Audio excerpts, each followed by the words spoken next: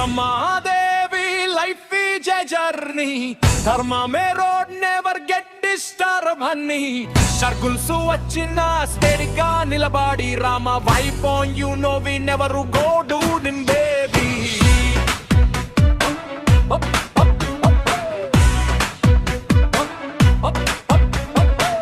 Hi అండి, మనం ఈరోజు తెల్లగపిండి ఉంటుంది కదా, ఇలా పొడంలా ఉంటుంది. ఇది ప్యాకెట్ ఇప్పాను నేనే. ఇలా పొడంలా ఉంటుంది అన్నమాట. ఈ పొడుని తెల్లగపిండి పొడం అంటారు దీన్ని. దీన్ని ఎలా కూర చేసుకోవాలన్నది చూద్దాం. మూకుడు పెట్టుకుని స్టవ్ వెలిగించుకుందాం. స్టవ్ వెలిగించుకున్న తర్వాత కొంచెం నూనె వేద్దాం.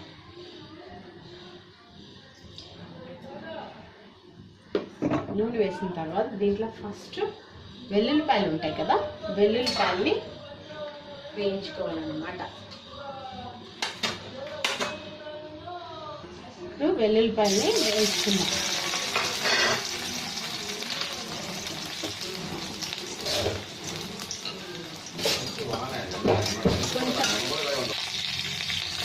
వేయించుకున్నాం, ఎర్రగా వేగనిస్తాం అన్నమాట.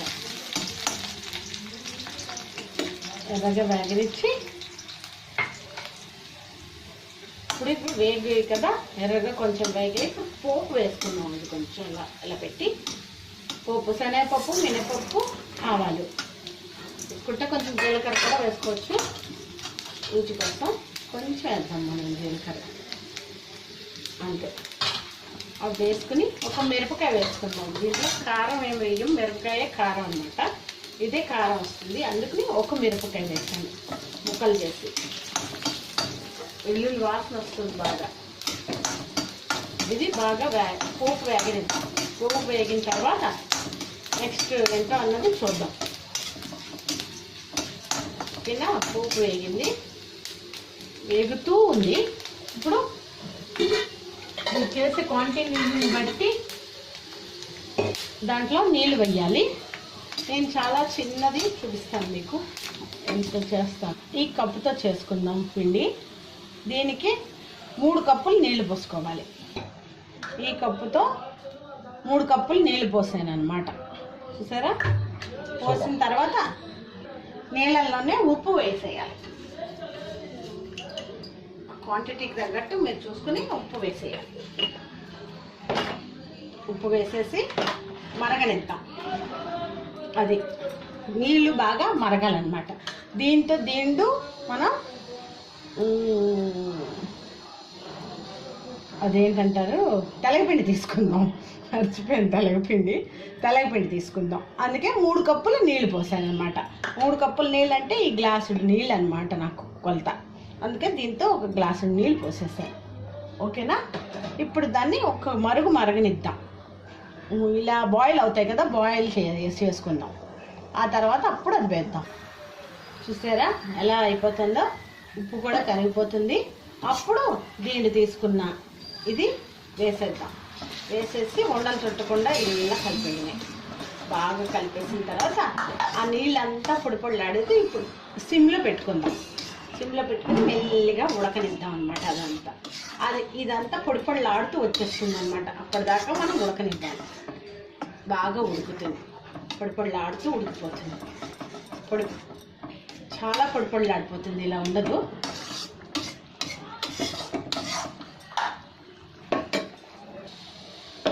చూసారా?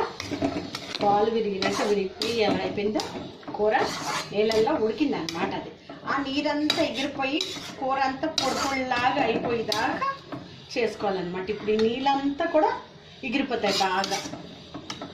అప్పుడు ఇది బాలింతలకు పెడితే పాలు పడతాయని అప్పుడు బాలింతలకు పెట్టేవారనమాట. అన్ని వెరైటీలు అండి, అప్పుడు అలాగే పెట్టేవారు. మా టైంకి లేవు ఇంకా ఇప్పుడు అసలు నీళ్ళకు బదులు పాలు పోసి కూడా వండుకోవచ్చు ఈ కూరని. చూసారా? చాలా తొందరగా కూడా అయిపోతుంది ఈ కూర, చాలా ఈజీగా అయిపోతుంది. ఇది ఒక మనిషికి సరిపోతుంది. ఒకరు తినచ్చు, గట్టిగా తినేవాళ్ళు ఒకళ్ళు తినచ్చు, లేకపోతే ఇద్దరు వేసుకోవచ్చు.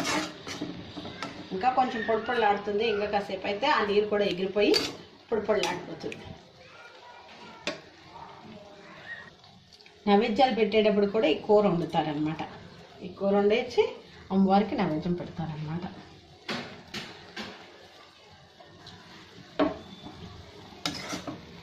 చూసారా, మళ్ళీ అలా నీరంతా ఎగిరిపోయేదాకా వేయించుకుని కట్టేసుకోవడం అనమాట. ఇప్పుడు ఇంకా కొంచెం చేద్దాం. సిమ్లో పెట్టుకున్నాం కదా, కొంచెం అలా నీరంతా పోయేదాకా పెట్టుకుంటే బాగుంటుంది. ఇలా పెట్టుకుంటే కాటలీలాగా అలా పొడిపొడిలాడుతూ వస్తుంది. కాటలీ అన్నది కూడా ఈసారి చేసి చూపిస్తాను, అది కూడా బాగుంటుంది. ఈసారి అది కూడా వంట చేస్తాను. ఓకేనా? ఇలా నీరంతా ఎగిరిపోయేదాకా చూడండి. నీరు బాగా ఎగిరిపోతుంది. ఆ నీరు కూడా కనబడకుండా ఎగిరిపోవాలన్నమాట. అప్పుడు కూర అయిపోయినట్టే. తెల్లపిండి మాత్రం ఇసుక లేకుండా శుభ్రంగా ఉండాలి. అలాంటిదైతే సూపర్గా ఉంటుంది. ఇది బలమైన ఆహారం, మంచి పౌష్టిక ఆహారం కూడా. ఎవరైనా తినచ్చు. ఇక్కడ ఆ నీరు కూడా లేదన్నమాట. నీరంతా ఎగిరిపోయింది, ఇంక బాగా ఇదైపోయింది అన్నమాట. చూసారా, నూనె అన్నమాట. అది కనబడుతున్నది నూనె, నీరు అన్నది లేనే లేదు. అది చూడండి, అసలు మొత్తం పొడుపులు ఆడిపోయింది అంతే. ఇప్పుడు కప్పులకు తీసేసుకోండి. ఇప్పుడు ఇది కట్టేస్తాం. కట్టేసి కప్పులకు తీసేసుకుందాం. ఇప్పుడు చూడండి, అయిపోయింది కూర. ఇలా ట్రై చేసి చూడండి, వండి చూడండి. ఓకేనా ఫ్రెండ్స్? అన్నంలో చాలా బాగుంటుంది కూర. ఈ వీడియో కనుక మీకు నచ్చినట్టయితే లైక్ చేయండి, షేర్ చేయండి, కమెంట్ చేయండి, సబ్స్క్రైబ్ చేసుకోవడం మాత్రం మర్చిపోకండి. Thank you for watching. Bye.